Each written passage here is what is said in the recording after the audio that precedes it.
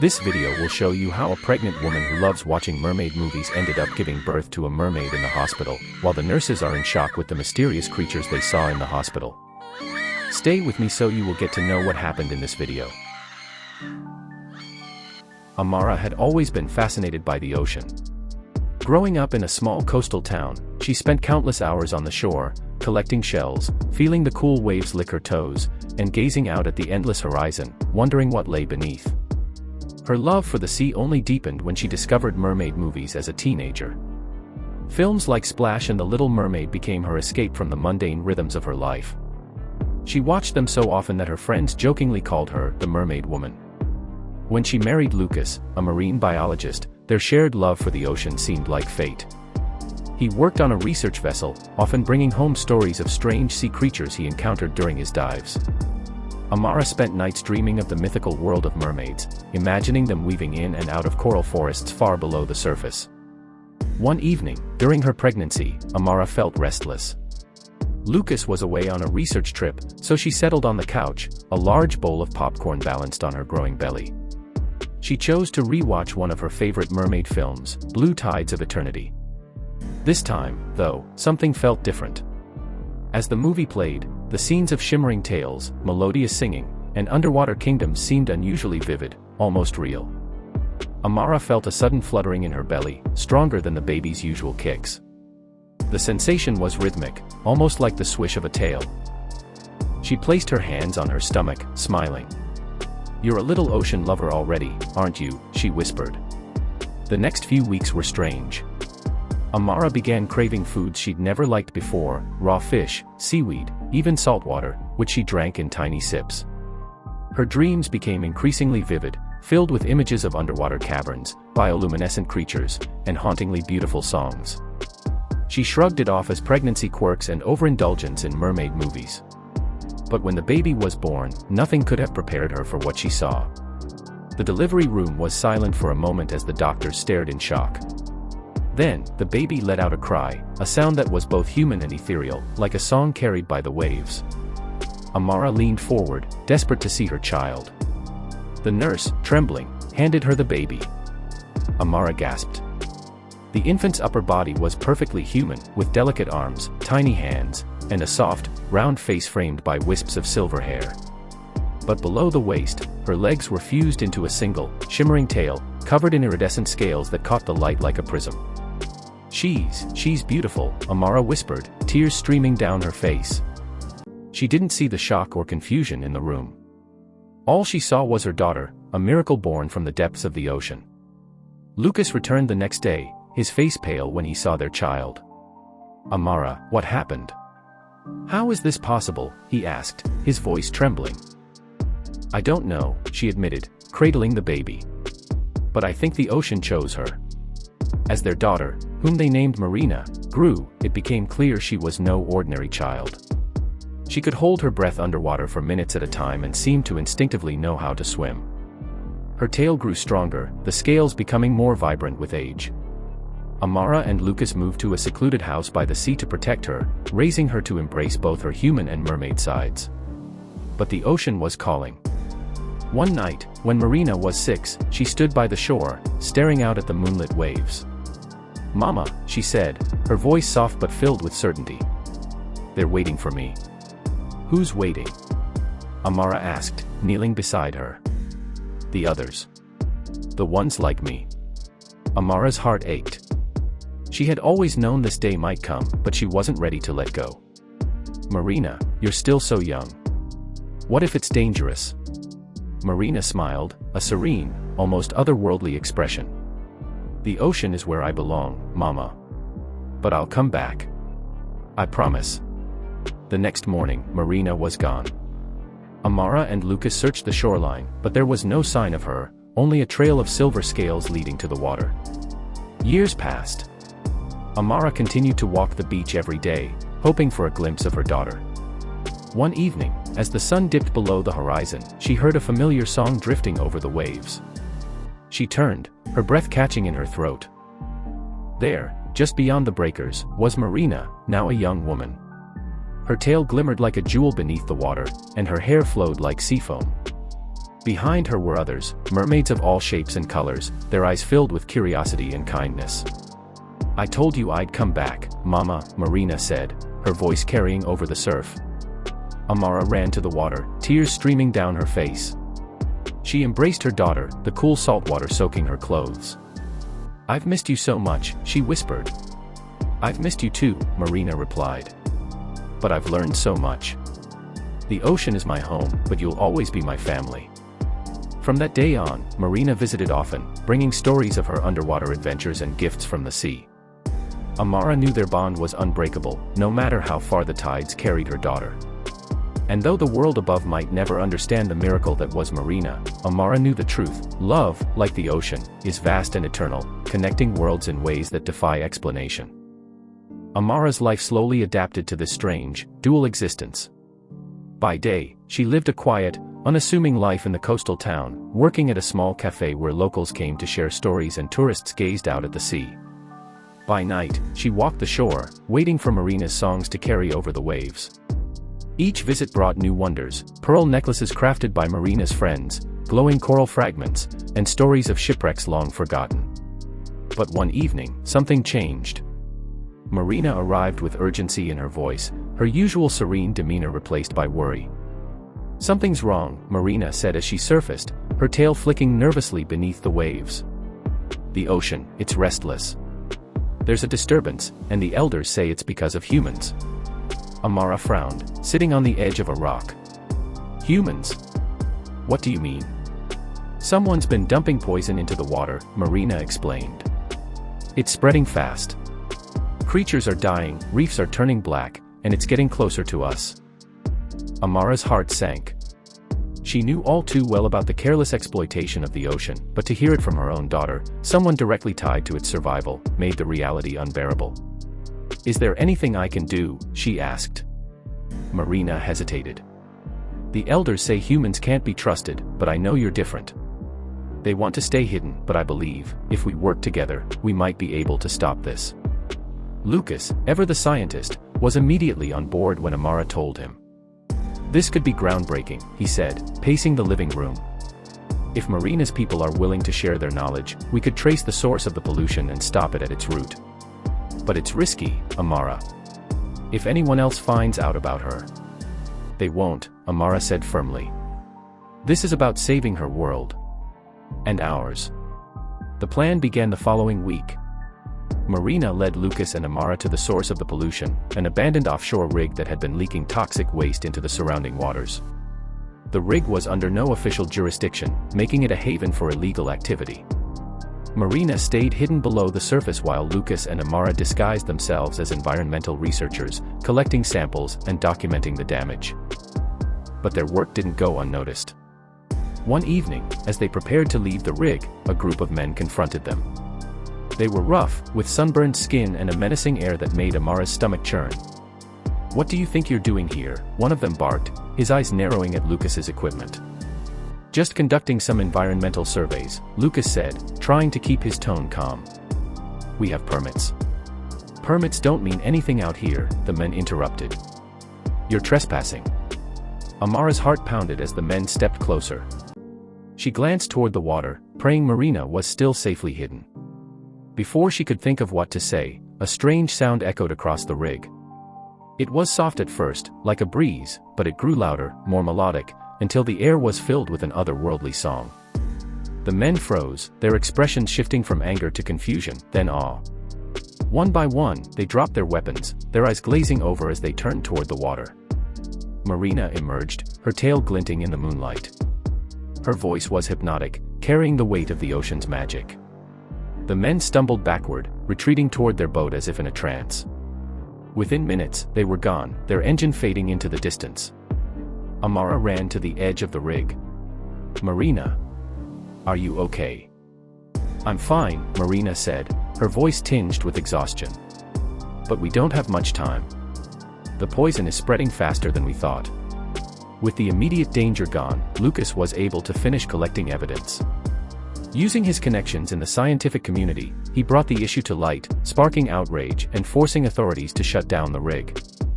Cleanup efforts began, with Marina and her underwater kin working alongside humans to restore the damaged reefs. But the exposure came at a cost. Rumors of strange sightings near the rig began to circulate, whispers of a sea spirit protecting the waters. It wasn't long before journalists and treasure hunters descended on the area, desperate for a glimpse of the mysterious creature. Marina had to retreat deeper into the ocean, her visits to Amara becoming fewer and farther between. Each time she left, Amara felt a deeper ache in her chest, a fear that one day, her daughter might never return. One stormy night, as Amara stood on the shore, staring out at the churning waves, she heard Marina's voice again. But this time, it wasn't a song, it was a cry for help. Amara's heart nearly stopped at the sound of Marina's cry, carried faintly over the wind and crashing waves. She didn't hesitate. Grabbing a flashlight and a raincoat, she ran toward the shoreline, her feet sinking into the wet sand as the storm lashed at her. "Marina," she called, scanning the dark, chaotic waters. The beam of her flashlight danced across the waves, but there was no sign of her daughter. Panic gripped her as the cries grew fainter, mingling with the storm's roar. Suddenly, the water surged, and a figure broke the surface, a merman, his long silver hair plastered to his face, his scaled chest rising and falling as he gasped for breath. He was carrying Marina, who looked pale and limp in his arms. "Help her," he shouted, his voice urgent but rough, like the scrape of coral. Amara ran into the freezing water, barely registering the sting as she reached for her daughter. The merman gently passed Marina to her, his dark, shimmering eyes full of worry. "She's been poisoned," he said, his tone grave. "The humans did this." "What?" "No, we stopped the rig," Amara said, cradling Marina against her chest. "It's not the rig," the merman growled. "There are others, farther out. They've been dumping toxins into our hunting grounds." She swam too close, trying to save the others. "I brought her here because I know you can help." Amara's throat tightened as she looked down at Marina. Her daughter's once vibrant tail had lost its shimmer, the scales dull and brittle. Her breathing was shallow, her lips tinged blue. "Take her inside," Lucas's voice came from behind her, startling them both. He had followed her to the shore, carrying a bag of medical supplies. "We'll figure this out." The merman hesitated, his gaze shifting between Amara and Lucas. "I'll wait here," he said finally, retreating into the waves. Inside the house, they laid Marina on the living room floor, carefully wrapping her in wet towels to keep her skin hydrated. Lucas worked quickly, analyzing the strange residue on her scales with his portable equipment. "It's a chemical cocktail," he muttered, his brow furrowed. "Heavy metals, industrial waste, she's been exposed to high levels of toxins. Her body's fighting it, but," he trailed off, looking at Amara with helpless eyes. "But what?" Amara demanded, tears streaming down her face. "She doesn't have much time unless we find an antidote. And even if we do, I don't know if it'll work on her physiology." Amara turned toward the window, where the storm continued to rage. She knew what she had to do. Grabbing her raincoat, she ran back to the shore, where the merman was waiting just beyond the breakers. "You have to take me to your elders," she said, her voice firm despite the fear in her heart. "They might know how to save her." The merman hesitated. "It's dangerous. Humans aren't welcome in our world." "I'm her mother," Amara said fiercely. "I'll face whatever danger I have to. Just take me to her people." The merman studied her for a long moment, then nodded. "Follow me." He dove beneath the waves, and Amara followed, clutching a small oxygen tank Lucas had given her. The water was freezing, and the current was strong, but she kept going, her determination outweighing her fear. They swam deeper and deeper until the light of the surface was just a faint glow above them. Ahead, Amara saw faint bioluminescent lights flickering in the darkness, growing brighter as they approached. They entered a vast underwater city, its structures carved from coral and stone, glowing with an otherworldly light. Merfolk swam gracefully through the streets, their eyes widening in shock at the sight of Amara. "Stay close," the merman warned as curious and wary eyes followed them. He led her to a grand chamber where the elders sat, a circle of ancient merfolk with long, flowing fins and hair that seemed to ripple like seaweed. Their eyes were wise but piercing as they regarded Amara. "A human," one of them said, his voice deep and resonant. "Why have you brought her here, Elric?" She's the mother of the poisoned one, the merman, Elric replied. She seeks your help. The elders murmured among themselves, their tones skeptical. Finally, the eldest among them, a woman with a crown of coral, spoke. Why should we help? It is the humans who have poisoned our waters and endangered our kind. Amara stepped forward, her voice trembling but strong. I know you have every reason to hate us. And I know I can't undo the damage that's been done. But Marina, she's not just one of you. She's my daughter. And I'll do anything to save her. Please. The elder's sharp gaze softened slightly. She swam forward, circling Amara slowly. You speak with a mother's love, she said. But love alone cannot undo this poison. There is a cure, but it is dangerous to obtain. I'll do it, Amara said without hesitation. The elder nodded. There is a flower that grows in the abyss, a place of darkness and great peril. It is called the Tears of Lyra. Its petals can purify even the deadliest poison. But beware, the abyss is guarded by creatures who do not take kindly to trespassers. Amara's stomach tightened, but she squared her shoulders. Tell me where to find it. Elric stepped forward. I'll take her, he said, his tone resolute. The elder nodded. Go quickly. Time is not on your side. As Amara and Elric swam into the darkness of the abyss, the weight of the task ahead pressed heavily on her. But she refused to give in to fear. For Marina, she would face anything, even the monsters lurking in the depths. The journey to the abyss was nothing short of harrowing. The water grew colder and darker with every passing moment, the pressure tightening around Amara's body. Elric swam ahead, his silver tail glowing faintly in the pitch-black waters, the only light to guide her. Strange shapes loomed in the shadows, creatures with glowing eyes and sharp teeth that darted just out of reach. We're close, Elric whispered, his voice barely audible over the low hum of the deep.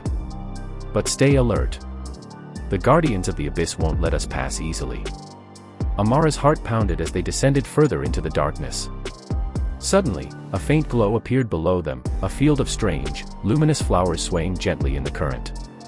Their petals shimmered like liquid silver, casting an ethereal light that illuminated the rocky seabed. The Tears of Lyra, Elric said. But we're not alone. As if on cue, the water trembled. From the shadows, a massive creature emerged. Its body was serpentine, its scales as black as ink, and its eyes glowed like molten gold. It coiled protectively around the field of flowers, bearing rows of razor-sharp teeth as it let out a low, rumbling growl. Amara froze in terror, but Elric placed a firm hand on her shoulder. Don't move, he whispered. It's a leviathan. It's testing us. The leviathan's golden eyes locked onto Amara, its massive head tilting as if trying to understand her presence. Amara swallowed hard, summoning every ounce of courage she had. Slowly, she removed the oxygen mask from her face, leaving herself vulnerable in the water. She raised her hands in a gesture of peace, hoping the creature would sense her desperation. I'm not here to harm you, she said, her voice muffled but clear. I'm here to save my daughter. Please, let us take what we need. For a moment, the Leviathan did nothing. Then, with a low, rumbling sigh, it uncoiled from the flowers and retreated into the shadows, disappearing as silently as it had come. Elric exhaled in relief. You've earned its trust, he said. Let's move quickly. Amara swam to the flowers, her fingers trembling as she carefully plucked one of the luminous blooms. Its petals felt impossibly delicate, like silk under her touch. Elric guided her back to the surface, the flower clutched tightly in her hand. When they returned to the underwater city, the elders were waiting. The coral-crowned matriarch took the flower and crushed its petals into a glowing paste, mixing it with a strange, translucent liquid. Give this to your daughter, she said, handing the mixture to Amara. Amara swam as fast as she could back to her home, Elric by her side. When they reached the shore, Lucas was waiting with Marina, who was barely clinging to life. Her once bright tail was gray and lifeless, her breathing shallow. Amara knelt beside her daughter, gently tilting her head back and pouring the glowing mixture into her mouth. For a moment, nothing happened. Then, Marina's body shuddered, and her eyes flew open. Mama, she whispered, her voice weak but clear. Amara sobbed in relief, pulling her daughter into her arms. I'm here, Marina. You're safe now. Marina's tail began to shimmer again, the vibrant colors returning to her scales. Her strength slowly returned, and she sat up, looking at her mother and Lucas with wide, grateful eyes. Elric watched silently from the water, a small smile on his face. "She's strong," he said. "Like her mother." In the days that followed, Marina made a full recovery. The elders, impressed by Amara's courage and love, decided to open a cautious alliance with a small group of trusted humans, including Lucas, to protect the ocean and its inhabitants.